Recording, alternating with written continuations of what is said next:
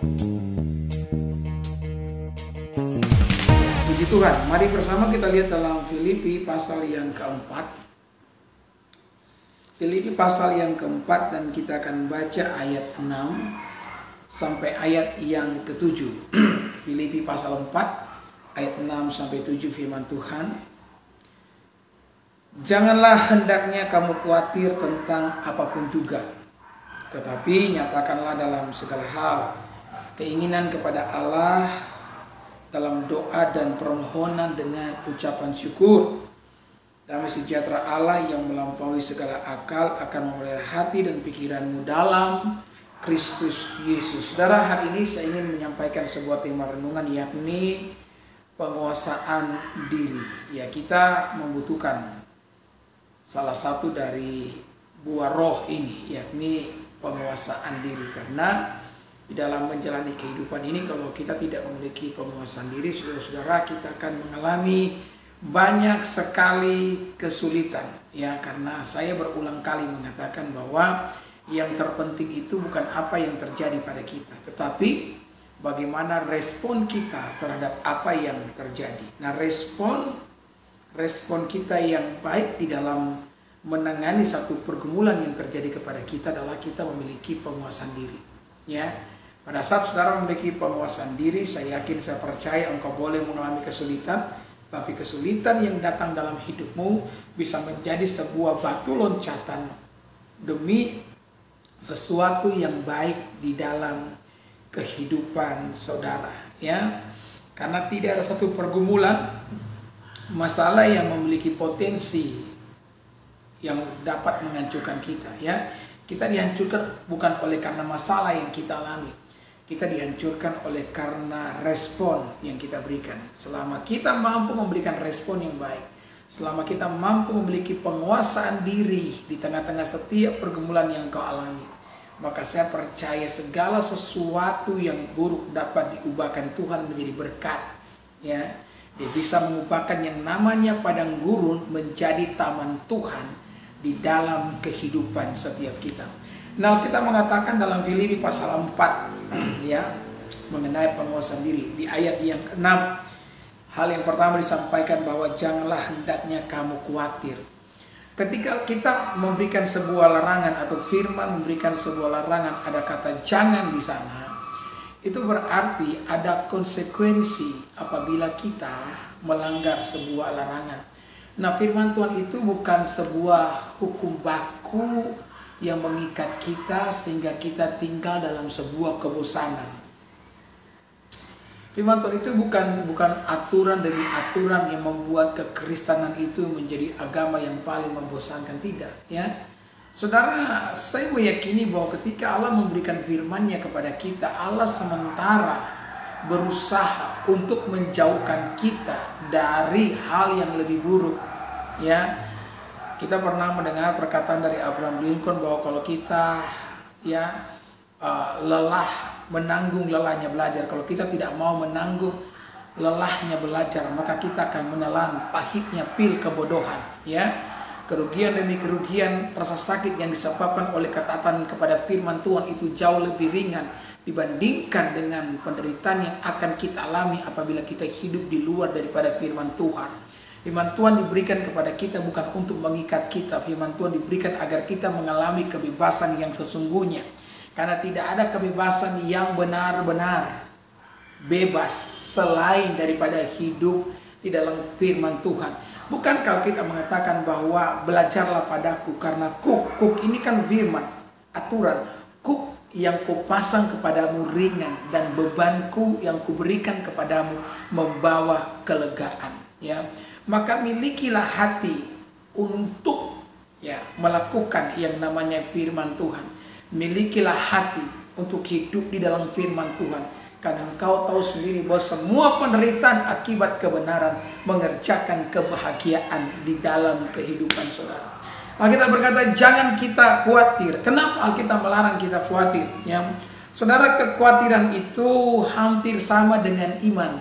Tetapi bedanya, kalau seseorang beriman, seseorang percaya, maka dia akan menarik hal-hal positif terjadi dalam kehidupannya. Ya, ketika engkau berpengharapan, ketika engkau beriman, ketika engkau percaya, ya, hal-hal positif akan terjadi. Ya, bahkan saudara-saudara, saya pernah mendengar dari seorang ahli gizi nih, kalau seseorang memiliki mental yang positif, cara berpikir yang positif, hidup dengan iman, dengan kepercayaan, hidup dengan suasana religius, orang itu memiliki imun yang lebih kuat dibandingkan dengan mereka yang hidup di bawah tekanan, di bawah stres, di bawah kekhawatiran. Karena memang betul, ketika engkau mulai khawatir, engkau mulai menarik hal-hal yang negatif untuk terjadi dalam kehidupan saudara. Ayub mengetahui akan hal ini. Dia berkata, justru apa yang saya takutkan, itulah yang terjadi kepada saya. Maka jangan khawatir. Daripada saudara khawatir, lebih baik saudara beriman. Karena kekhawatiran, Alkitab mengatakan, tidak menambahkan sehasta saja pada jalan kehidupan kita. Apapun yang akan terjadi, kalau memang telah digariskan oleh Tuhan untuk terjadi, pasti terjadi. Engkau mau khawatir atau tidak, hal itu akan terjadi. Jadi kekhawatiran itu hanya menambahkan beban kepada beban yang kita pikul pada hari ini. Mungkin bebanmu katakanlah 10 kilo, dan itu beban yang dapat engkau pikul. Karena Tuhan sendiri berjanji bahwa Dia tidak akan pernah memberikan beban yang melebihi kekuatan kita sebagai seorang anak manusia. Tetapi kalau engkau menjalani, engkau memikul beban itu dengan kekhawatiran, maka akan bertambah katakanlah 25 kilo. Beban yang tadinya hanya 10 kilo ditambah 25 kilo dari kekhawatiran menjadi 35 kilo. Dan itulah yang membuat engkau kepayahan, itulah yang membuat engkau mengalami kesusahan ya di dalam menjalani kehidupan bersama dengan Tuhan, karena hatimu penuh dengan kekhawatiran. Maka hari ini saudaraku, milikilah penguasaan diri itu. Serahkanlah hidupmu kepada Tuhan. Ya, percayakanlah hidupmu kepada Tuhan. Dia yang memegang hidup kita, Dia yang paling tahu betul ya mengenai kehidupan saya dan saudara. Kekhawatiran tidak mengerjakan kebaikan dalam hidup ini. Kekhawatiran hanya menambah beban yang tidak perlu pada beban yang kita pikul saat ini. Alkitab mengatakan jangan kamu khawatir tentang apapun juga, ya. Kita perlu menggarisbawahi kata apapun juga, ya. Jadi segala sesuatu dalam hidup ini, apapun itu, catat ini saudara, besar kecilnya, dapat kita andalkan, dapat kita percayakan kepada Tuhan. Tuhan itu peduli dengan hidup kita. Dia bukan hanya peduli tentang hidup keagamaan kita. Tuhan bukan hanya membuka mata di hari Minggu pagi, kemudian menyaksikan kita menyembah dan memuliakan Dia. Kemudian pada hari Senin sampai dengan hari Sabtu, Tuhan mulai tutup mata dan tutup telinga dan tidak mau tahu dengan hidup kita. Tidak. Tuhan itu peduli. Alkitab mengatakan duduk berdiri kita, makan minum kita. Tuhan benar-benar tertarik. Tidak ada sesuatu yang terjadi dalam kehidupan kita ya, yang tidak menarik di hadapan Tuhan. Bahkan hal yang kecil pun yang terjadi dalam kehidupanmu itu pasti memiliki agenda ilahi. Di dalamnya selalu ada nilai ya di mata Tuhan itu sendiri. Ya, kita kan suka nonton film. Ya, kalau mungkin beberapa di antara saudara suka nonton film ya, drama Korea kah, film India kah, ya, atau sinetron Indosiar kah, film asap-asap itu. Ya, atau mungkin film yang lagi tren layangan putus. Ya, sudah tahu enggak, kehidupan kita adalah film tanda kutip yang disukai oleh Tuhan. Dan Tuhan tidak akan pernah melewatkan setiap episode dalam hidup ini, karena setiap episode dalam kehidupan kita itu dinantikan oleh Tuhan. Ya, kadang-kadang kalau saya nonton film itu di YouTube ya atau di Telegram, kalau ada adegan-adegan yang membosankan gitu, saya skip, saya lewati ya, dan kemudian masuk pada adegan fight begitu, katakanlah ya, ada jagoan yang bertengkar berkelahi melawan musuh, dan saya suka tuh adegan begitu. Ya, saya suka film action atau film fantasi, seorang superhero yang terbang menyelamatkan orang yang sementara menderita sengsara di ujung tebing yang hampir mau jatuh di air terjun Niagara, katakanlah begitu ya.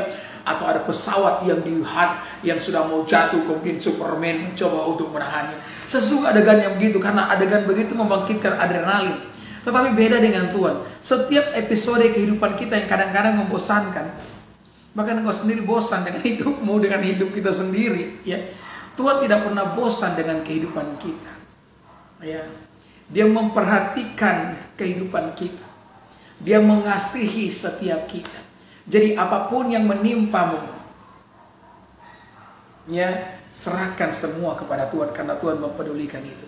Saya teringat ada sebuah lagu lama yang mengatakan gini, apapun juga menimpamu, Tuhan menjagamu. Naungan kasih-Nya pelindungmu, Tuhan menjagamu. Tuhan menjagamu waktu tenang atau tegar. Ia menjagamu, Tuhan menjagamu. Jadi apapun yang menimpa kita, apapun yang membuat kita mengalami kerisauan dan kekhawatiran dalam hidup ini, besar kecilnya itu, serahkanlah ke dalam tangan Tuhan. Karena Tuhan benar-benar peduli dengan hidupmu. Dia tertarik dengan kehidupan setiap kita. Setiap episode kehidupan kita dalam lembah, di atas bukit, penuh air mata maupun sukacita, Tuhan tertarik. Maka jangan pernah biarkan beban itu mengendap terlalu lama dalam pikiran dan hati saudara. Lebih baik engkau menyerahkan kepada Dia yang mempedulikan kehidupanmu, karena Dia Allah yang memelihara kehidupan saudara. Ketika engkau melakukan itu, maka engkau akan memiliki sikap penguasaan diri yang luar biasa, sehingga engkau mampu menghadapi setiap tantangan dalam kehidupan saudara dan keluar sebagai pemenang. Yang percaya ketik amin. Haleluya. Puji Tuhan. Haleluya. Alkitab mengatakan di kalimat selanjutnya, tetapi nyatakanlah dalam segala hal keinginan kepada Allah dalam doa dan permohonan, ya. Jadi Alkitab mengatakan kita perlu menyerahkan kepada Allah dalam apa? Dalam doa dan dalam permohonan. Saudara, orang Kristen harus memiliki salah satu kemampuan ini, menyerahkan segala sesuatu ke dalam tangan Tuhan di dalam doa. Ya, termasuk mungkin setiap pria. Saya khotbah tadi pagi dalam ibadah karyawan. Saya katakan kenapa banyak pria-pria yang lebih dulu mati daripada wanita. Betul enggak? Kalau dihitung secara statistik, data statistik, itu kebanyakan janda yang hidup, janda yang tersisa daripada duda, saudara. Ya, karena ya memang kalau dilihat saudara, pria itu memiliki otak yang kecil dibandingkan dengan wanita, saudara. Wanita punya otak itu lebih besar daripada pria. Ya. Makanya kenapa wanita itu ketika bekerja dia bisa melakukan 3-4 pekerjaan sekaligus. Saya perhatikan mama saya dulu, kalau dia lagi kerja di dapur sambil dia ya goreng ikan, goreng tahu, dia bisa sambil menumbuk cabai di lisung, saudara ya, dan sambil gendong anak juga. Kemudian pakaian sementara digiling di mesin cuci. Itu wanita, karena wanita punya kapasitas otak itu mantap.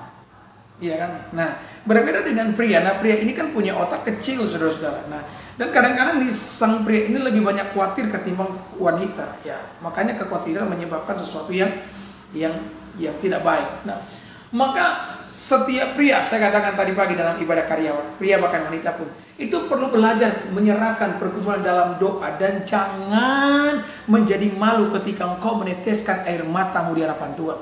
Karena meneteskan air mata bukan tanda kelemahan. Ya memang pria-pria, khususnya bapak-bapak, jangan menangis di hadapan anak-anak saudara, tapi menangislah di hadapan Tuhan. Ya, karena ketika engkau mencurahkan air matamu, engkau sementara mencurahkan isi hatimu, dan hal itu akan membawa kelegaan di dalam jiwa. Ya, kalau tidak bisa umur pendek nih, kenapa? Karena semua masalah beban mengendap di dalam hati. Beda dengan wanita. Wanita itu kalau keluar air mata paling gampang. Ya, jangankan pergumulan kehidupan, nonton film saja bisa keluar air mata. Dan hal itu yang membuat wanita banyak sehat, saudara-saudara ya. Karena ketika ada sesuatu yang tidak baik dalam hati, perasaan takut, khawatir, insecure dan segala macam, ketika itu dikeluarkan dalam sebuah ratap tangis, dalam doa dan air mata, maka itu akan membawa kelegaan di dalam kehidupan saudara. Ya, maka jangan malu-malu berdoa dan berseru kepada Tuhan. Perhatikanlah apa yang dikatakan dalam kitab Mazmur. Saudara, kalau kita lihat kitab Mazmur itu, ya, kitab Mazmur itu, saudara-saudara, adalah kitab yang ditulis oleh Raja Daud. Dan perhatikan setiap kata-katanya itu luar biasa. Ya, hari ini ketika kita menangis dalam hadirat Tuhan karena pergumulan yang kita alami, kemudian ada kata-kata yang keluar dalam hadiratnya. Tidak ada kata-kata yang baru. Semua kata-kata kesedihan yang kau ucapkan dalam doa tertulis di dalam kitab Mazmur. Ya, Daud mengutarakan isi hatinya kepada Tuhan, dan itu sangat penting. Ya, saudara, kita ini manusia. Sekali lagi, air mata bukan tanda sebuah kelemahan.